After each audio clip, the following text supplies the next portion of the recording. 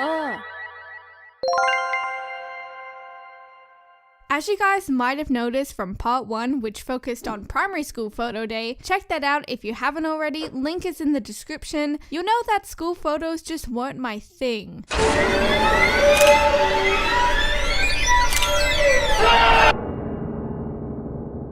Late last year, I created a custom enamel pin and released it on my merch store without announcing it very much. So here it is. As a pin collector myself, I'm super happy with the quality and how it turned out. The colors are vibrant and the gold line work makes it appear super shiny. There's a link in the description if you'd like to get one for yourself. Now, it might not seem like it, but there is a huge difference between primary and high school photo days. The biggest change was that the group photo wasn't just your whole class, it was now the entire year group. The process was generally a bit faster too because teenagers were so accustomed to it all by this point and they were able to do their own hair, blah blah blah. My favorite improvement was that there was no longer a creepy stuffed monkey judging your best attempts at looking natural.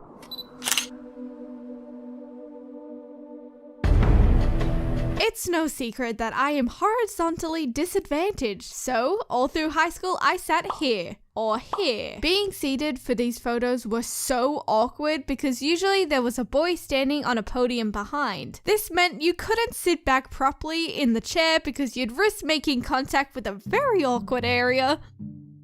Yikes! I became a seated student photo professional by this point, as they drilled us with instructions each year and they were always the same. Right, listen up you worms. Back straight, butts as far as back in the seat as they'll go. Knees together at all times, hands resting naturally on them. Right hand on top. Pull socks up to an even height and put your hair over your shoulder. Big smiles, no blinking, maintain a good posture.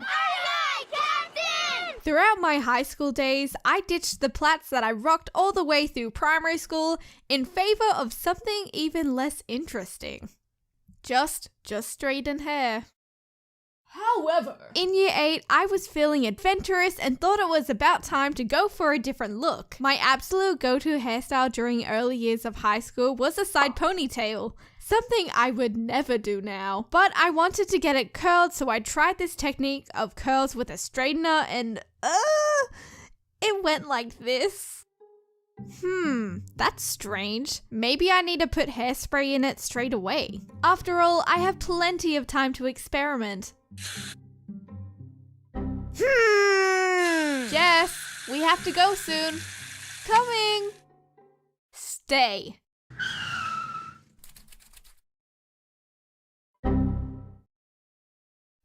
Do you ever just get those school photos that just look off? Like, they're not horrifyingly bad, but there's just something that doesn't look right with them. Sometimes it will be a beautiful picture, but there's a strand of hair doing something it shouldn't be, or something about one eye slightly askew. Other than my weird smile, which was still making appearances from time to time, this was my worst high school photo. My smile was a little I looked like I was going back to my roots. Not to mention the clan of pimples chilling on my chin. I looked like I had no idea what was going on, in my immediate surrounding or in my head. The flash must have caught me a little off guard too because my eyes... Yeah, anyway, it was this same photo day that my friend missed her bus and couldn't get to school after spending literally all morning curling her seriously long hair. All she got out of it was this snap story which read, "Curled my hair for nothing." If you guys couldn't tell from Joe's past inclusions in my videos, he's a little different. Who's Joe?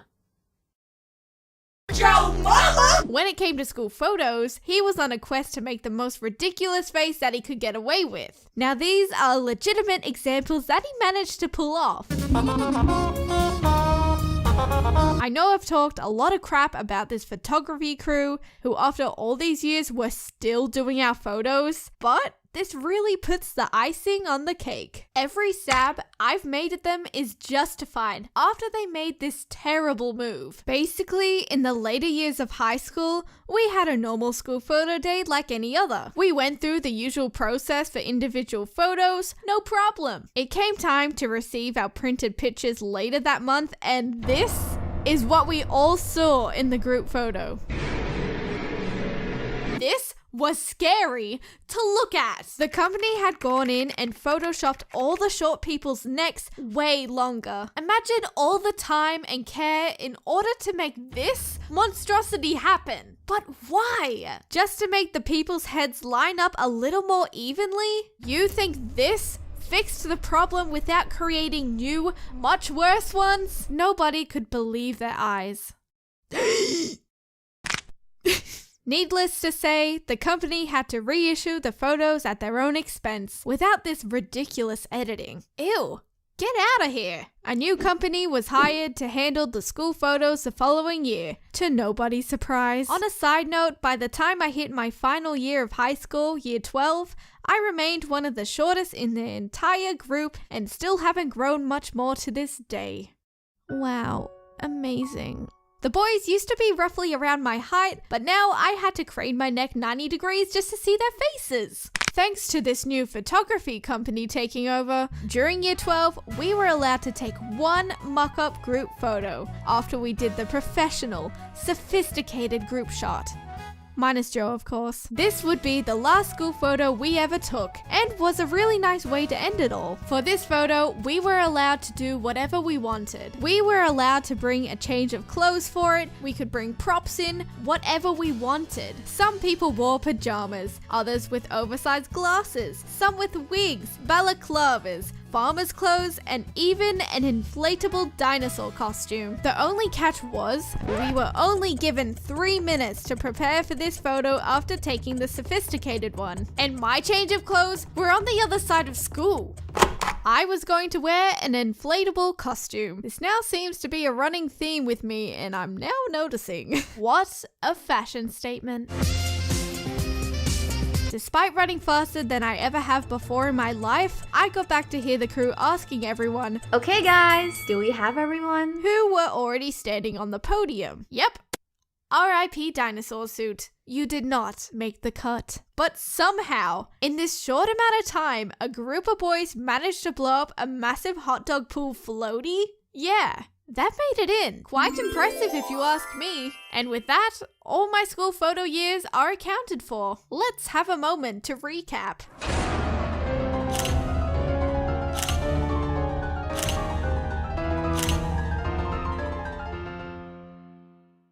I'm glad it's done and dusted. Big thanks goes to Alex for playing the photographers in this video, just like she did in part 1. Link to her channel is on screen and in the description, as well as the links to watch the first part if you've missed it.